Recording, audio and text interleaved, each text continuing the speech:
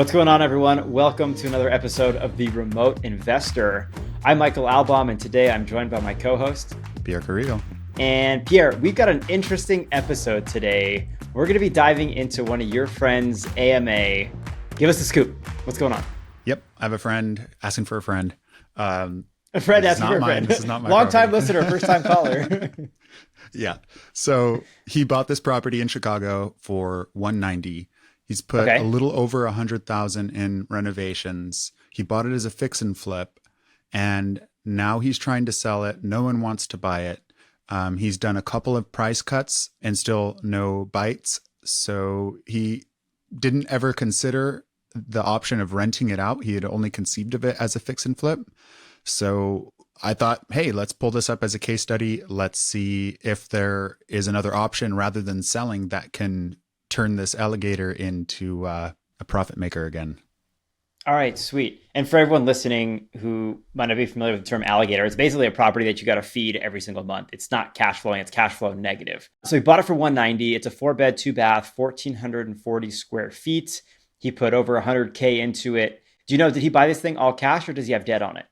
Let's run the scenario both ways. Okay, perfect. Yeah, so anybody listening is can find themselves in either scenario. So your buddy's in this thing for $290. Let's just call it an even $300 to make the math easy. So now it's listed at $315. You said he's already done a couple price cuts. So judging by the pictures, it looks like he went in and kind of did everything, right? The kitchen looks like a brand new kitchen, looks like new floors throughout, looks like clearly new paint throughout.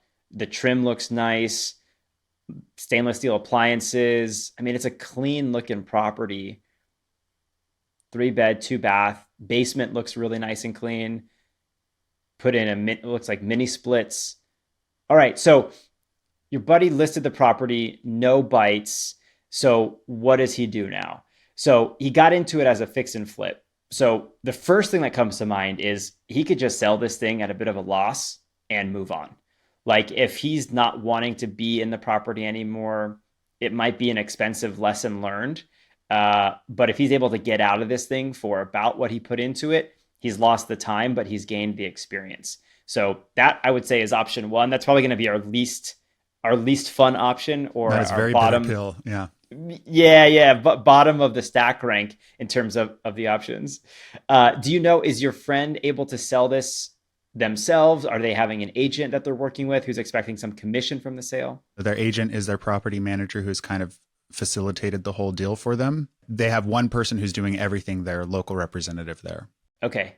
And do you know, Pierre, did their rehab go over budget, or were they budgeting for about $100,000 in renovations? They went a little over what they had expected in renovations.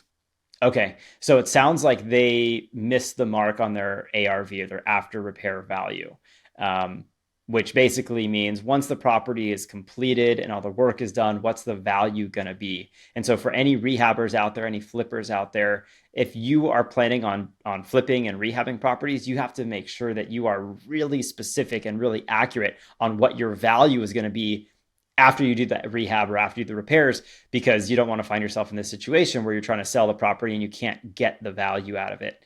And that's always, I think, a big risk in rehabbing or flipping.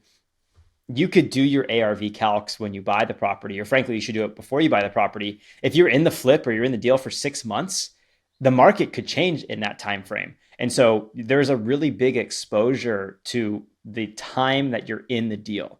So quick flippers tend to have the most success because they're into a deal and out of a deal. So their numbers are accurate because they have a tight time window. The longer you're in a deal, the bigger the exposure is to getting your numbers wrong. So a second option, Pierre, for your buddy is consider renting it out. So I would encourage them to go pull rental comps in the area for a freshly rehabbed 3.2 in this particular neighborhood and just see what it rents for. Because I did that really quickly with him in person when he told me about it. And I think we came back around $2,200 a month. $2,200 a month. Okay, perfect. So again, we're in the deal for about $300,000. It rents for $2,122. This is just using one of those like rough online rent. Yeah, no, I think that's perfect. Yeah, I think that's perfect. Real rough and dirty. We're south of the 1% rule.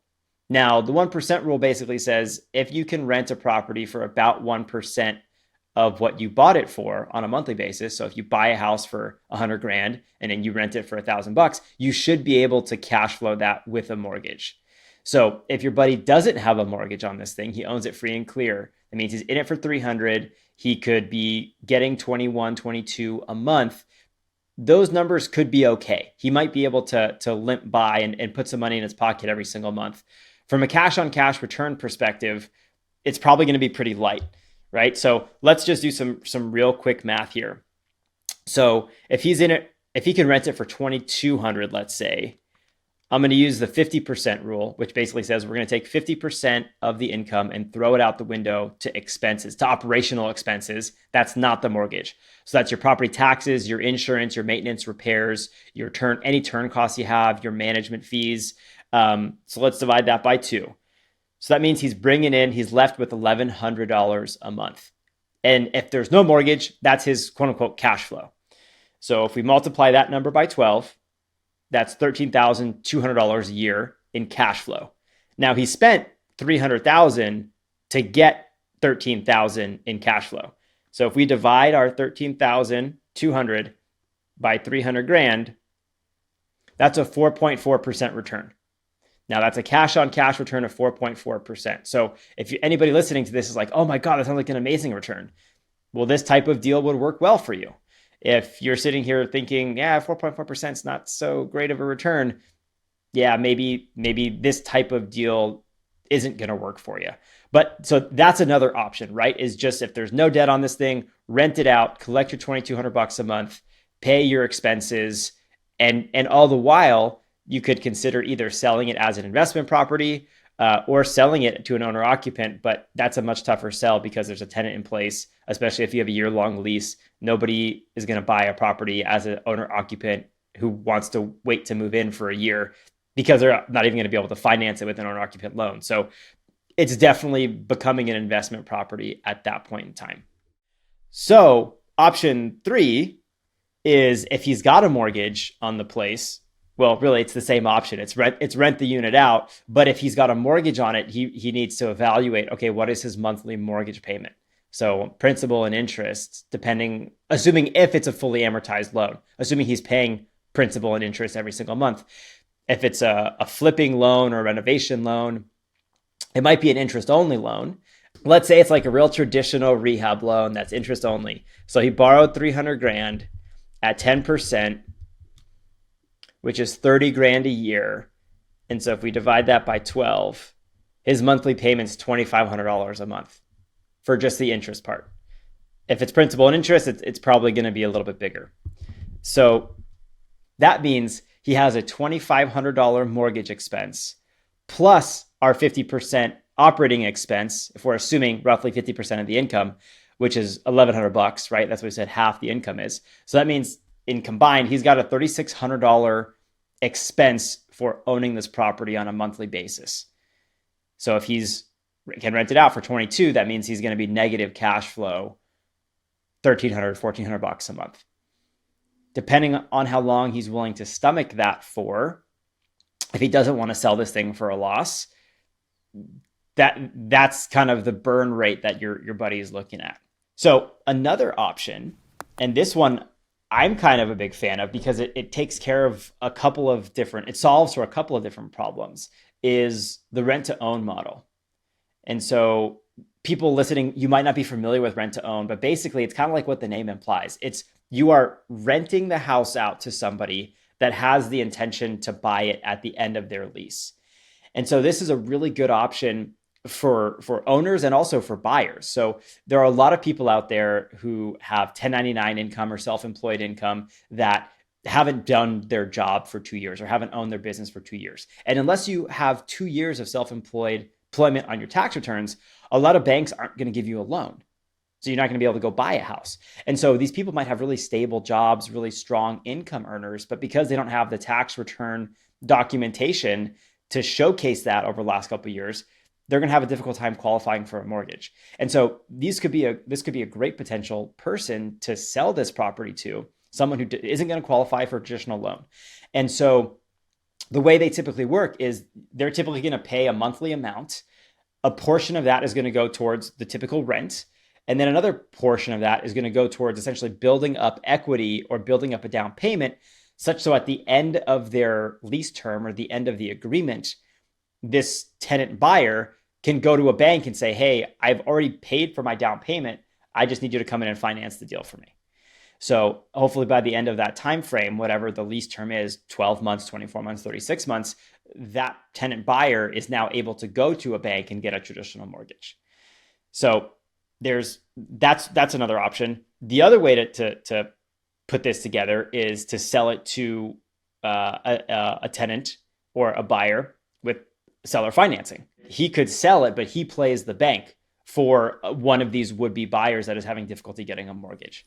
Would So he that's have to move that loan away from the private lender to hold on to it as a seller financer for 30 years? Or yeah. So seller financing, we typically don't see the seller holding the note for the full duration, like a typical 30-year note is, because the seller is typically going to be charging a higher interest rate than a traditional bank would. So if your buddy has a private note, I would definitely encourage your friend to talk to whoever the note is held with and see if they can maybe work with them, because maybe your buddy could sell this thing at 12% interest and then make a little spread on the difference between what he's paying and what he's charging someone for that private note. The seller financing works really well when the property is owned free and clear. So, but if it's seller financing, if it's a private note, maybe it's a friend or a family or even a hard money lender, if they're willing to work with your buddy, I'm sure they're going to be happy to still collect their 10% or whatever the interest rate is on their note. So they get paid, your buddy is making a spread on the delta, and now a tenant or a buyer gets to live in the property and become a property owner. So it is kind of a win-win-win, but it all just depends on how flexible people are. And then the other thing is it really just depends on the affordability factor. So what I mean by that is if this property isn't moving at 315 or whatever it's currently listed, I think it was 315, and interest rates for owner occupants are like 7%, 7.5%. It might be challenging for your buddy to sell this thing at 315 to somebody with seller financing at 12% or 10% or whatever the number is, because if it's not moving at 315, it's my guess is an affordability issue. So those two more options for him to contemplate, for him to think about and just explore. Two more options are renting it out either on a short-term or a mid-term basis. And this basically involves furnishing the property, which if your buddy's listening to this, he's probably like, there's a 0% chance I'm putting more money into this house. But as an option, encourage him to run the numbers and basically see, hey, is there a midterm market for this or a short-term market in Chicago?